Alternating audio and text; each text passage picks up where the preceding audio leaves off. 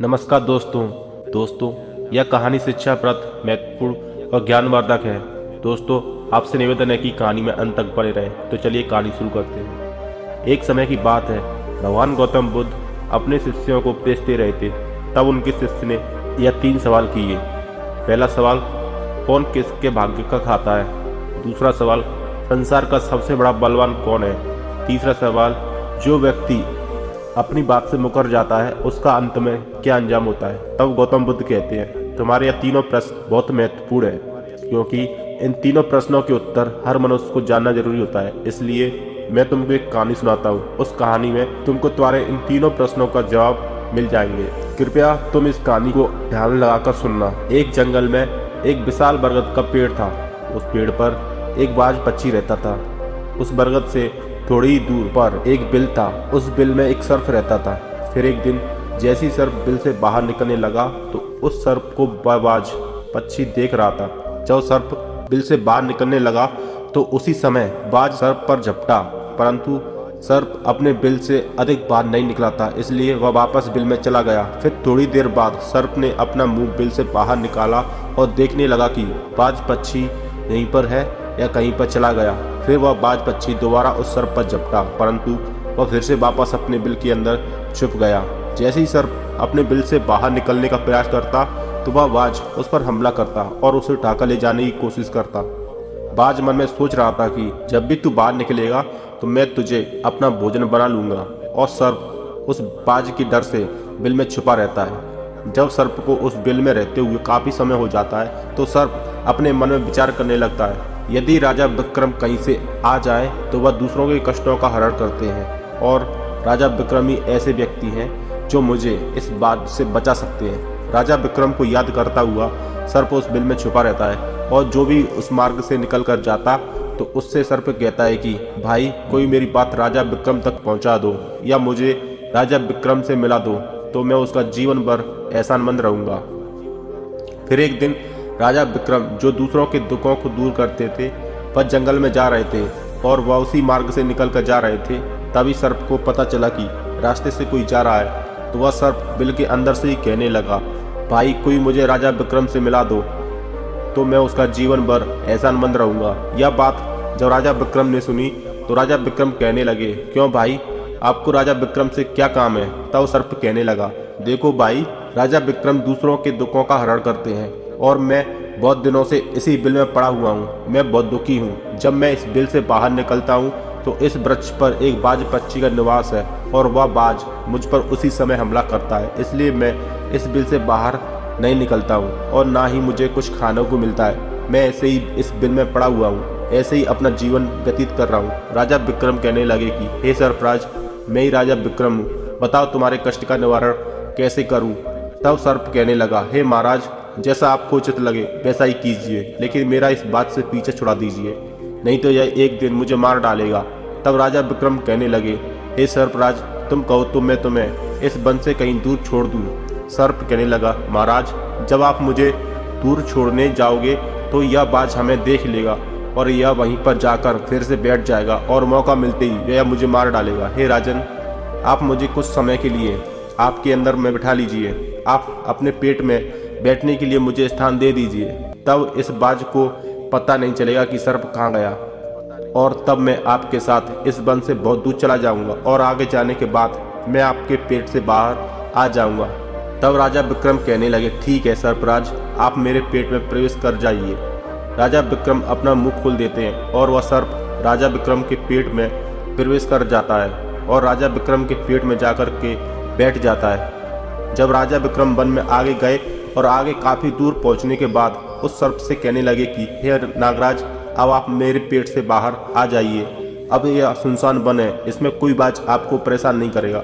यह बात सुनकर नागराज कहने लगा कि नहीं महाराज, अब मैं आपके पेट से बाहर निकलने वाला नहीं हूँ। राजा विक्रम ने कहा, क्यों भाई, आपने तो मुझसे यह वादा किया था कि आप मुझे आगे सुनसान वन में छोड़ देना, मैं आपके पेट से बाहर निकल जाऊंगा। अब क्या हुआ, सुनसान वन आ गया, अब आप बाहर निकलिए। सांप कहने लगा कि देखो महाराज, जैसा रहने का आनंद आपके पेट में वैसा उस बिल में नहीं मिलता।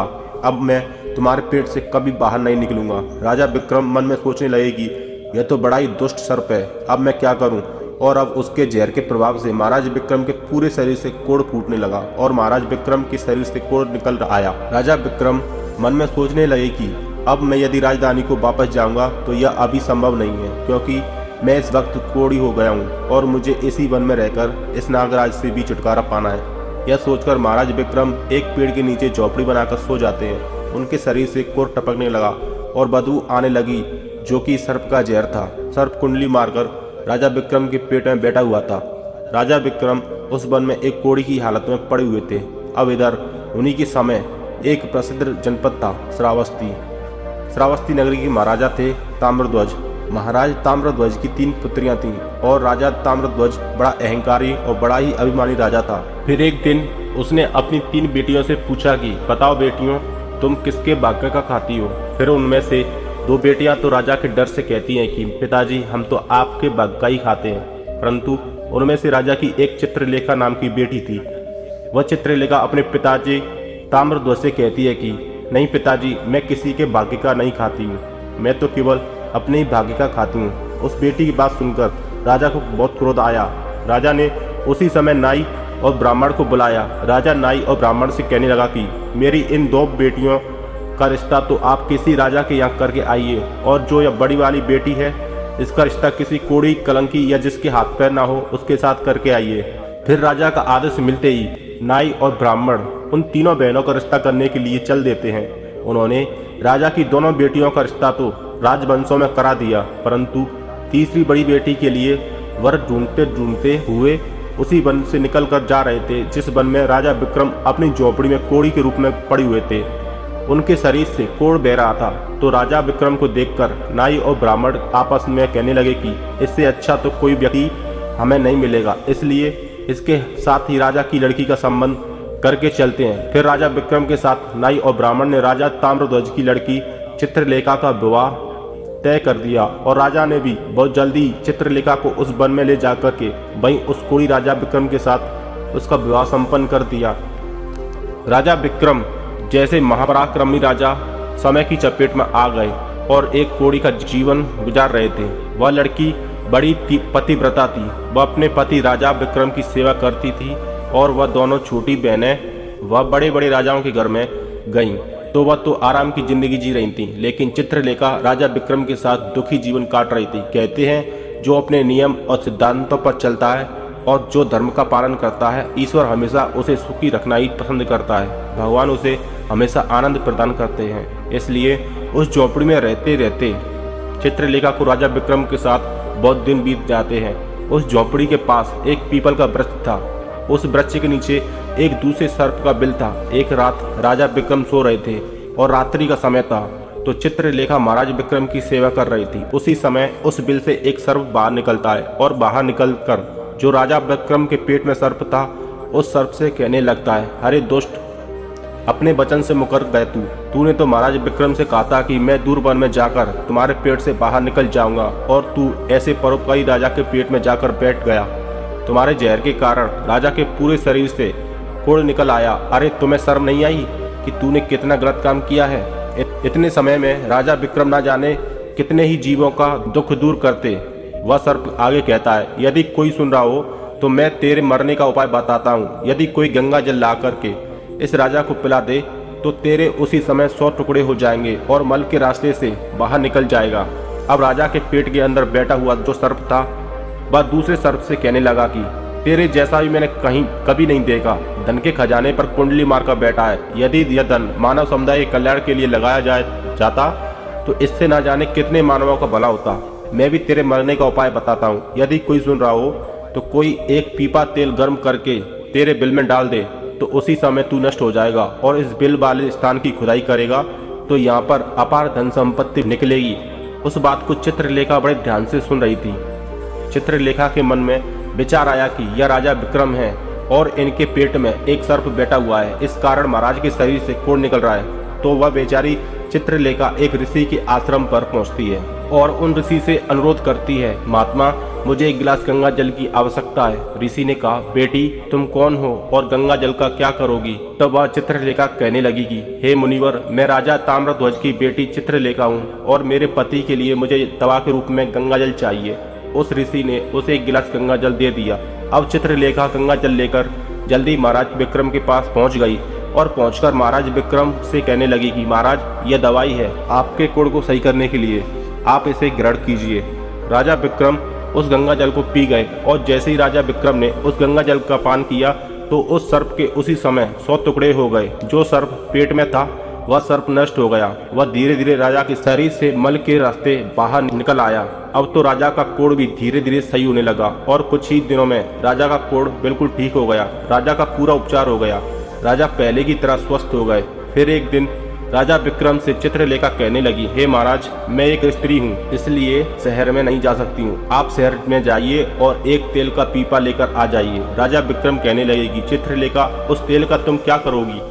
चित्रलेखा ने कहा, महाराज, आप पहले तेल का पीपा लेकर आइए, फिर मैं आपको बताऊंगी। फिर चित्रलेखा की बात सुनकर राजा विक्रम बाजार में जाते हैं और वहां से एक तेल का पीपा लेकर आते हैं। फिर चित्रलेखा वहां आग जलाती है और उस आग पर उस तेल को गर्म करती है और गर्म करके उस सर्प के बिल में खाली कर देती है। जैसे ही उस बिल में वह गर्म तेल डाला गया तो सर्प की मृत्यु हो गई। तब राजा विक्रम से चित्रलेखा कहने लगी कि महाराज, अब इस स्थान को खोद दीजिए। तब फिर राजा विक्रम ने उस स्थान की खुदाई की तो वहां से अपार धन संपत्ति निकली।